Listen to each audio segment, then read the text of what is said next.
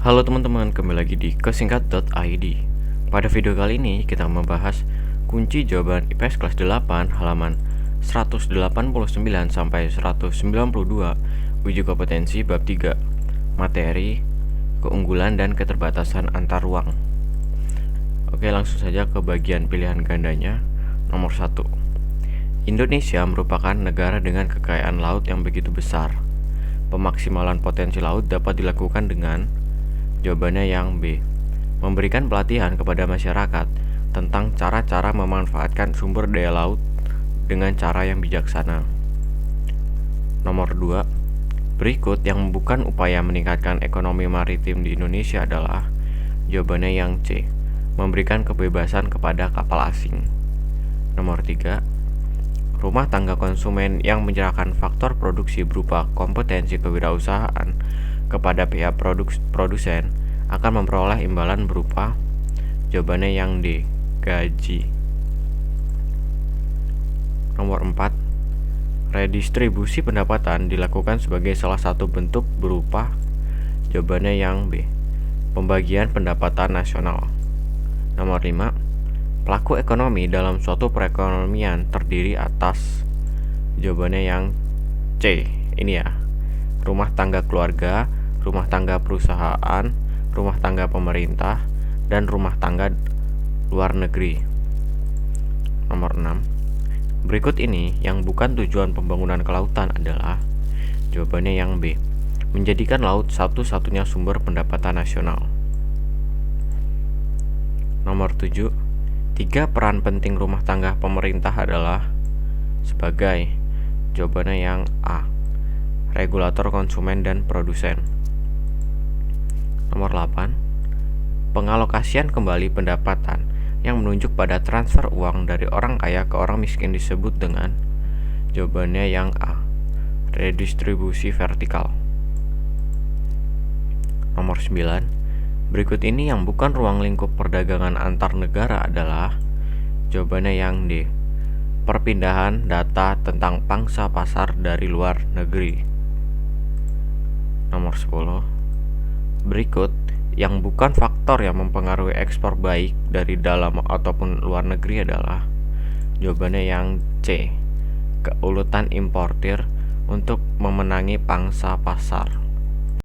Sebelum lanjut, jangan lupa klik tombol like, subscribe, dan aktifkan notifikasinya. Terima kasih. Oke, lanjut ke bagian esai. Nomor 1. Jelaskan hubungan peran rumah tangga konsumen dan rumah tangga produsen dengan bagian siklus perekonomian dua sektor. Oke, jawaban nomor 1. RTP memberikan barang atau jasa pada konsumen sebagai imbalannya. RTK memberikan sejumlah uang kepada RTP. RTK berperan sebagai penyedia faktor produksi, sedangkan RTP berperan sebagai pengguna faktor produksi. RTP memberikan imbalan atas faktor produksi yang diberikan oleh RTK. Imbalan ini berupa sewa, upah atau gaji, bunga, dan keuntungan. Oke, jadi di sini ada gambarnya, gambar bagannya. Kalian bisa mengunjungi website kesingkat.id dan mencari aja search kunci jawaban IPS kelas 9 halaman 189. Nanti kalian bisa lihat bagannya ini. Oke, selanjutnya nomor 2. Jelaskan 3 peran pemerintah dalam perekonomian. Jawaban nomor 2. Peran pertama itu regulator. Pemerintah berperan sebagai pengatur perekonomian agar dapat mensejahterakan rakyat. Peran kedua konsumen. Guna menjalankan fungsinya sebagai regulator, pemerintah otomatis membutuhkan sarana dan prasarana penunjang yang dibeli dari rumah tangga, perusahaan, ataupun produsen. Dan peran yang ketiga itu produsen. Dalam menjalankan perannya sebagai produsen, pemerintah memproduksi barang atau jasa. Nomor 3. Menurut pendapat kalian, apa langkah yang sebaiknya diambil pemerintah dalam meningkatkan ekonomi maritim? Jawabannya, pemerintah dapat mengalokasikan sebagian besar dana dalam pembangunan ke sektor kelautan. Hal ini ditujukan untuk membangun pelabuhan-pelabuhan maupun tambak-tambak agar dapat digunakan oleh masyarakat untuk mengekspor laut Indonesia lebih mudah lagi. Oh, ini laut ya, tipe. Oke, nomor 4. Menurut pendapat kalian, apa langkah yang sebaiknya diambil pemerintah dalam meningkatkan sektor agrikultur di Indonesia? Jawabannya, pemerintah harus lebih adil dalam pengelolaan dana desa. Dana desa ini nantinya disalurkan kepada masyarakat untuk meningkatkan sektor agrikultur. Dana desa ini dapat berupa pupuk, alat traktor, pembangunan irigasi, dan lainnya. Nomor 5. Jelaskan 5 upaya pemanfaatan laut dalam meningkatkan perekonomian. Jawabannya, upaya yang pertama, pembangunan berbasis kelautan atau Ocean Based Development. Upaya yang kedua, memacu percepatan pengembangan infrastruktur dan ketersambungan maritim. Upaya yang ketiga, melakukan pembangunan konektivitas maritim. Upaya yang keempat, pemerintah menyiapkan pelabuhan yang besar.